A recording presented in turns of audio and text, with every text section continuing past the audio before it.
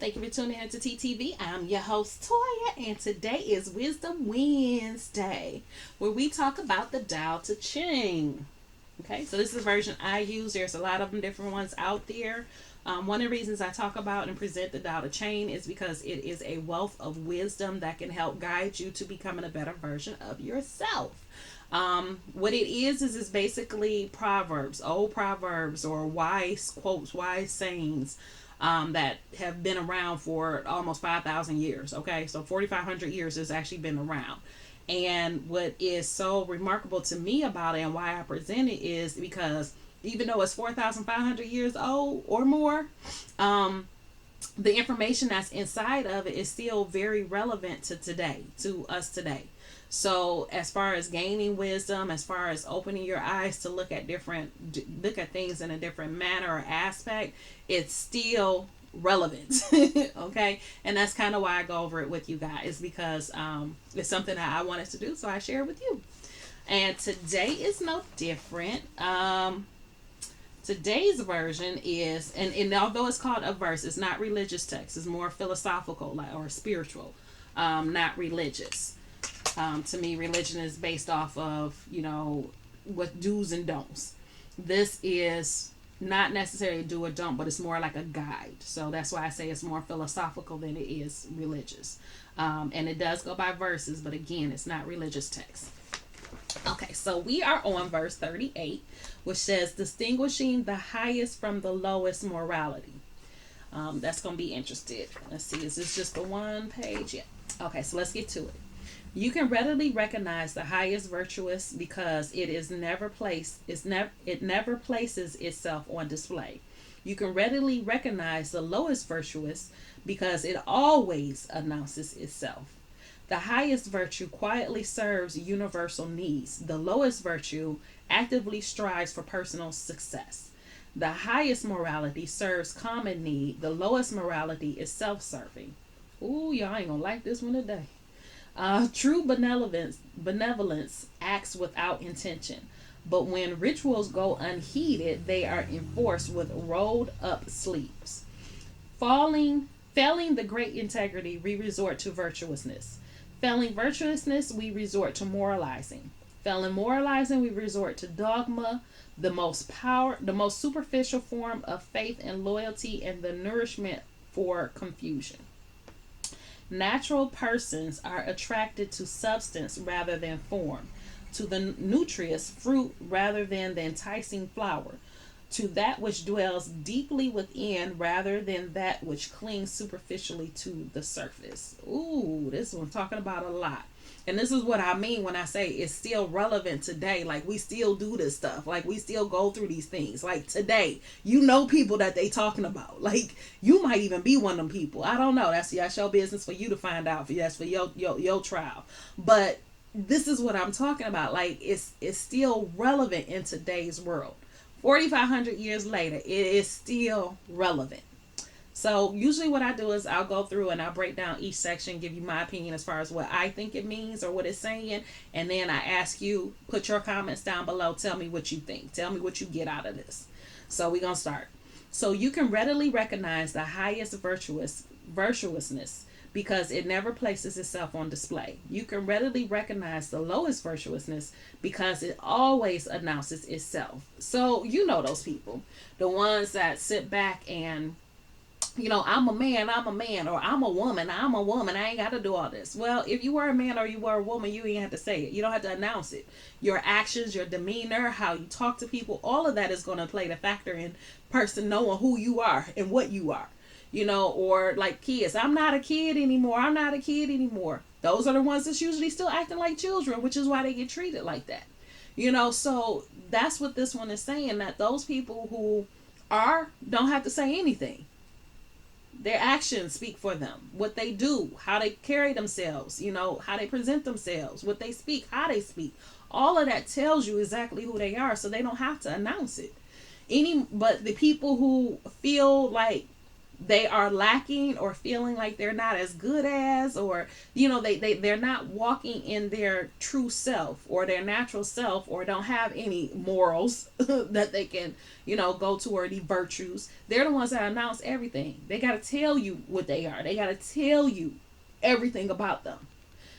So the highest virtue quietly serves the universal need. The lowest virtue actively strives for personal success. The highest morality serves common need. The lowest morality is self-serving. Still the same thing. Those people who are going to give to you without question. You know it because when you get something from them, it's very sincere. They're not looking for any accolades. They're not looking for you to do anything. They just coming to you and saying, you needed this, here, you can have it. I got you. And that's what this verse is basically talking to. Where the other ones is like, okay, well, you remember when I did this for you? Yeah, I just did this such and such for so and so last week. Oh yeah, I just did. They always have to announce what they did. They always have to get them accolades. They always have to get acknowledgement. And that's what that verse is talking about. True benevolence acts with intention, but when rituals go unheeded, they are enforced with rolled up sleeves. So if you are truly benevolent, meaning you're truly coming from the heart, coming from within you, and you're truly doing something just out of the goodness and kindness of your heart, then that's the intention behind it. So there is no other intention. It's just you doing. Somebody needed, so you did it without even thinking. So you're not even thinking about your intentions on it. You're just doing it because they need it. Otherwise, other people, they have to, it's a whole process to them helping you out. They gotta go, well, you go to them and hey, can you spot me lunch? I left my wallet at home. Okay, well, how much you talking about getting? Like, when you gonna give it back? I don't know, because last time it's always they always gotta roll up their sleeve ready for the fight. They can't just out the kindness of their heart. To where somebody else in the first part who's benevolent and don't have any tension, you say, hey, I left my wallet at home. Can you spot me $10 till tomorrow? Yeah, I got you. Here you go. They not thinking nothing of it. It's just, okay, here you go. You need it, I got it here. And so that's what that's talking about. Failing the great integrity, we resort to virtuousness. Failing virtuousness, we resort to moralizing. Failing moralizing, we resort to dogma, the most superficial form of faith and loyalty, and the nourishment for confusion. So again, going to all of this, the great integrity, when they speak on the great integrity, to me, that's like God's spirit, creator spirit. So whether you call it spirit, source, Yahweh, Allah, Jehovah, whatever name you give to it, it's that creator spirit, that energy that they're talking about when they speak on the great integrity. And so when you walk with the great, when you fail to be in a great integrity and you resort to your virtuousness, so you revert to what you know as good inside of you. And when that fails, you go to your morals. Like, okay, morally, is this right? Morally, is this wrong? Like, what should I do in this situation? And then when that fails, you end up in this place where you don't really know what to do. And you really end up going off of societal form of right or wrong.